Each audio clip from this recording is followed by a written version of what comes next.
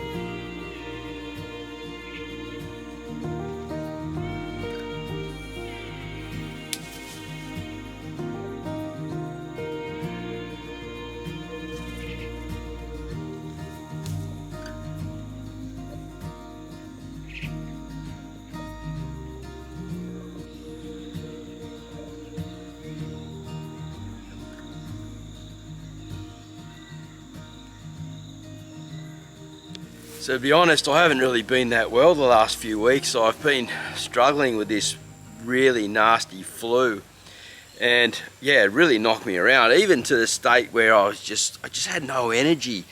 And I feel like I'm just starting to get some back now, and the garden's really gotten away because we've had a ton of rain in the last week, and the grass is going mental and weeds are a real problem here.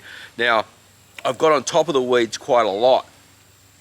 Look, just imagine this place was 3 foot full of weeds up to chest height, walking through every illegal weed under the sun. And we've got some really nasty ones here that I'm just trying not to stress out about, because they vine around things and wrap things and strangle stuff, and they create these mother plants everywhere. And oh man, it's a bit of a struggle, but I'm trying to get them to work for me at the same time and not get too stressed about it. But as you saw at the beginning of the video, there's quite a lot of food coming out of here, and I've only just started showing you around. So let's go back to the bale garden. We'll have a chat about that, and then we'll slowly move into the raised beds and talk about this whole permaculture system that I'm developing here, that is just getting better and better, like a fine wine. It truly is. So if you can hear a bit of a noise in the background, it's a tractor. He's doing something in the back cow paddock, but hopefully we can keep going on. He doesn't get too close and too noisy. But let's get to the bale garden here. Now, I started these pretty much the first garden beds when I first moved in. The one near the far side of the house, and then the one directly behind me. And they're made out of sugarcane and then another type of Soteria grass as well. So 2 different types I've been using, whatever I can get hold of. And then building the compost, well, actually cure them first, getting them nice and wet and moist, and then putting compost on top and slowly planting plants into them. So shallow leafed rooted plants like strawberries and lettuce and some herbs and things like that. And then as they start to get decompose a bit, planting into them things like tomatoes, cucumbers, squash, you know, zucchinis, those type of things as well. And they definitely are performing, and they're starting to rot down now, creating a subsoil for me down below. The worms are coming up in through the bottom, the bacteria's, good bacteria's getting in with all the microbes and things. It's really starting to do what it's supposed to do.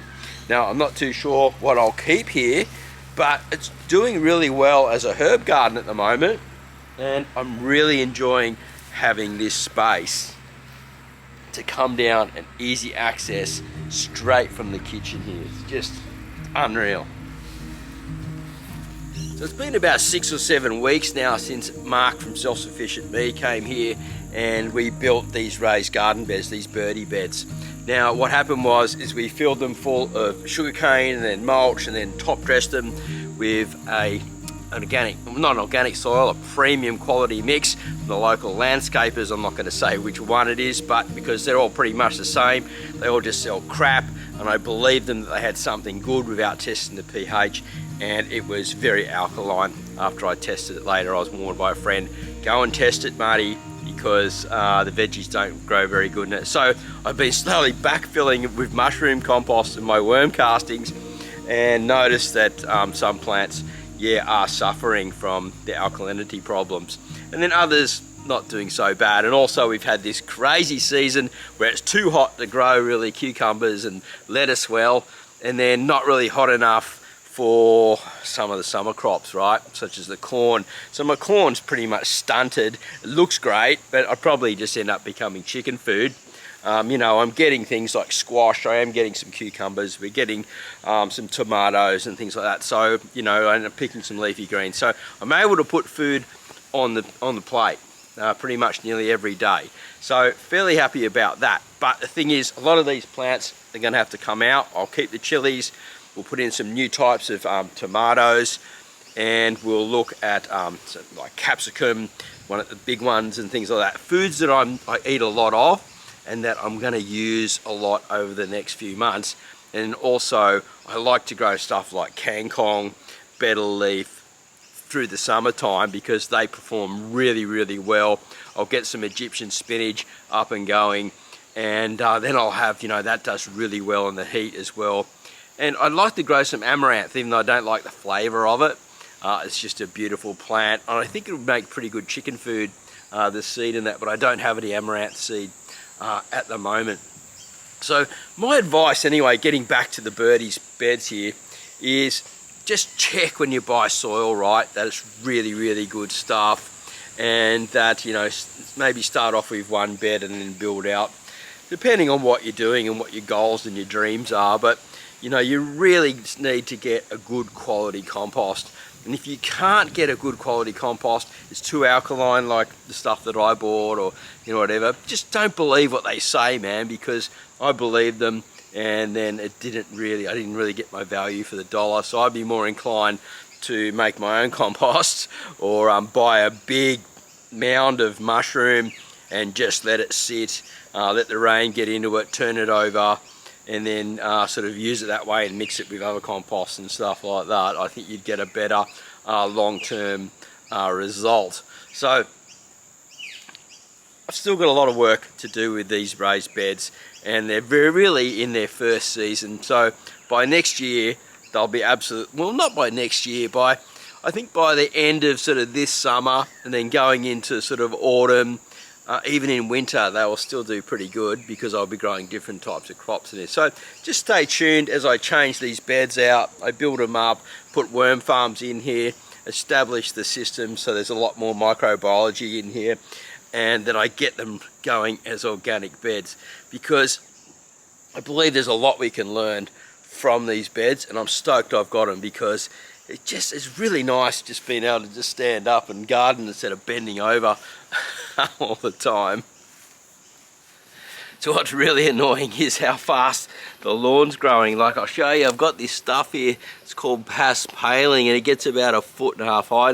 The chickens eat the edge of it, which is interesting, but it makes the lawn be that much higher than what it is. And I've just got this little electric mower here, and you know, it goes for about half an hour and then I've got to recharge it and go again. So I can only do a little bit at a time, but man, I just can't believe how fast the lawn grows here ever since we put the chicken tractor through it. I think I've like over fertilized it and made it too healthy. But one of the beautiful things though about it is, as the lawn grows and gets longer and more established, it is overgrowing some of the weeds. So that's one of the management things that I'm trying to do here. And it's also setting down deeper roots, so it's breaking open the clay soils as we speak, which is a really good thing because the roots were really shallow in this grass before and it wasn't performing well. So it's getting a lot of photosynthesis, it's sending a lot of carbon down into the ground and building up all this new biology again. So I shouldn't really complain about it. I'm just going to get in, run the mower over it, chop and drop, let all that grass and that sit there again, and I'll probably be back again in about a week time to keep going. Anyway, electric mower, gotta love these things. If they go, hang on, come on baby. There we go. Woohoo! So quiet, no smell, love it.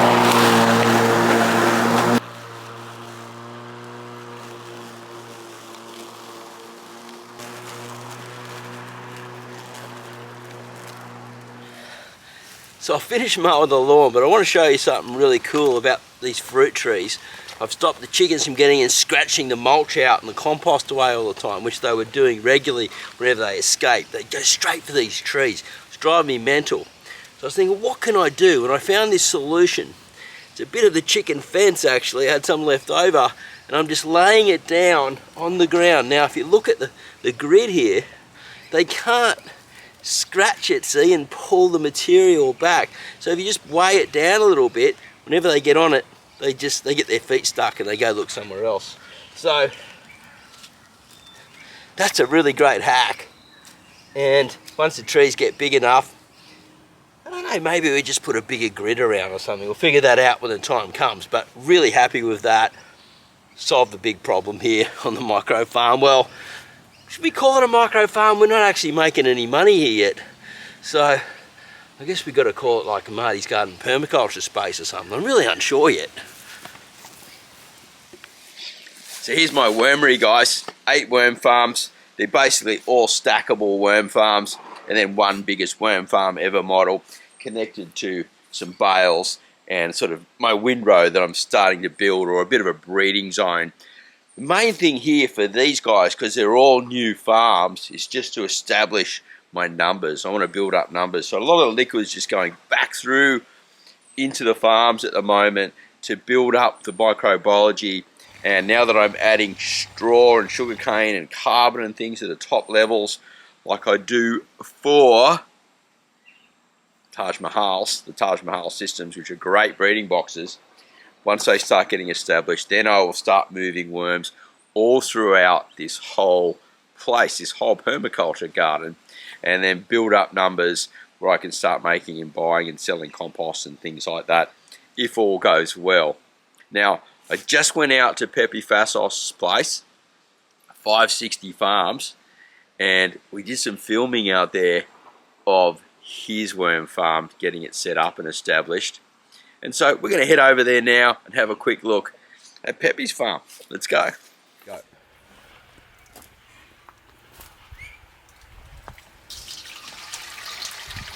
Whoa, so that was all blocked up, mate. Yeah, mate. Yeah, I'm going to have to clean that tap out. Happens now and then.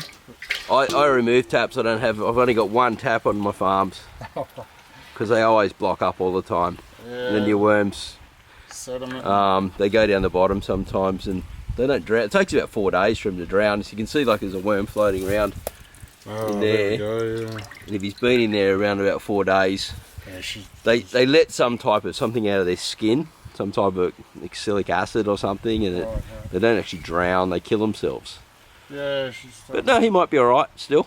We'll put him in the garden anyway. So you've got a Taj Mahal worm farm. I do, mate. It's my fave for the. That's the one that I sort of like recommend for doing veggie gardens and beds and a breeder box. Yeah. So really that's like an intermediate style farm, right? So this one, so what we'll do is, so I'll just explain a bit what the Taj Mahal system is. It's actually, so we've got 3 tiers on this one, which can be a 2 to 3 tier farm. And then the top ones have like sugarcane or some type of bale system in them, sugarcane or straw or something like that. And you've been feeding yours microgreens, these lots. For this week I have, yeah. We've had a sunflower harvest. Let's have a look inside. These were from the harvest on 2 days ago. Yeah, right. So they've got to break down a bit before they'll start eating that. Absolutely, but that's on the top. Yeah. A lot of holes. There's a little bit of leaf in there. And there's a lot of moisture locked in that as well. Like normally in a beginner farm, I would say that's too much food. Yeah. But on a Taj Mahal system, you can sort of pull it off because we're dealing with a lot more carbon inside the farms. And, you know, when you've got a lot of worms, they'll go through that pretty quick because as soon as that moisture locks out of there, it's just going to break down real fast, right? Yeah, here you can see the old, like the. There's even like sunflower shell in there and stuff like that. Yeah, that's what I'm imagining is a carbon type element to it all. So how long's it taken before till that would disappear, do you reckon? All that there? A week, mate. It's Seriously, gone. it'll be breaking down. Yep. And they'll be definitely into it. And watching videos of yours in the past, I've taken levels off and put it into the garden, which I'll show you later. Yeah. Can we just pull off another level and then we'll have a look in the garden as well. So there's a on few what you're working with. That was a bit of leftover. Yeah, so they'll work over this part first and then they'll probably move up through into there. So you've got you start off about 1,000 in here, right? Yeah, I just got a packet from Bunnings. Yeah, I'd be inclined to actually put some more sugarcane into the farms now. Yeah, a bit more carbon. Sure, mate. What about banana leaf? Yeah, that would work. Yeah. Yeah, if it's free and it's just lying around, you just chop it up with some scissors and be just as good as sugarcane. Who knows, it might even be better. And let's get that, we're losing all that beautiful juice there. No, mate, look at that. Bloody murder. It's not going to fit under there, mate. No, Never mind. We'll sort it out later. But this juice that you've been getting out of there, now this is not leaching through. You're pouring it through a whole lot of water in one go, catching it, and then we take it over to this garden over here where we're going to go over and let's go and that's right, mate. And I show people what you've been doing with the nutrient coming out of the farm. These raised beds have been solely liquid fertilised foliar and drenched once a week from worm juice. You know? Yeah, and just one farm, which is pretty mental, really. Yeah. So, imagine once you scale up, what you can. I mean, not everything gets the same amount each week. Yep. You know, last week I put it on the celeriac heat, which is a very slow growing, high feeding crop, but you get a nice big root. Celeriac's, you probably can't see it. We've still got 3 months on this. It's in the celery family, but you eat the bulb root. But anyway, look at that. I mean, it's a heavy feeder, but it's looking happy. You might have to turn off the sprinklers if we're going in there. Yeah, we're getting wetter. No, I don't care about me. I care about my camera. That's right. So yeah, we just dilute this down. I do 2 parts to 8 parts water and just share it around between the plants. Yeah, but you're mixing it in rainwater that you've got here, right? Yeah, so you're not putting it straight into chlorine stuff and killing all the good microbes and that. No, we have all our rainwater is harvested here. We aren't connected to the town system, so it's all safe water. Okay, well, just show us how we do that. Let's go and have a look at how you do mix this up, and we'll water around. I'll follow you around as you water some of the plants, and we can talk about. I'll just get my watering can. Yeah, cool. So this is how you're doing it. Yeah, mate. Very old school, isn't it? No modern technology here. So that's about 1 part. Personally, I go 2 parts, so that'll take all of this water. And something I'm pretty big on with foliar feeding is if it's going to get above 26 degrees soon, don't do it. Like wait till very early morning or afternoon, because I know it's an organic product, but it can actually burn the leaves. Whereas you want to give it time to absorb. So we'll just top that up with water. So at the moment we're just going to be feeding the root zone. Basically, yeah. I mean, a few of these plants are still in the shade for an hour or 2, so I might hit the leaves of those cukes over there, the strawberries and the parsley. Almost there. So where are we going, Pepe? We're going to these continental cucumbers here, and we're going to just a quick foliar feed, and then we'll put the rest around the base of the plant. Okay. And I'll use this whole 10 litres because usually I have a lot more. Right. I'll show you exactly what I'm doing. So just a quick whip over the top.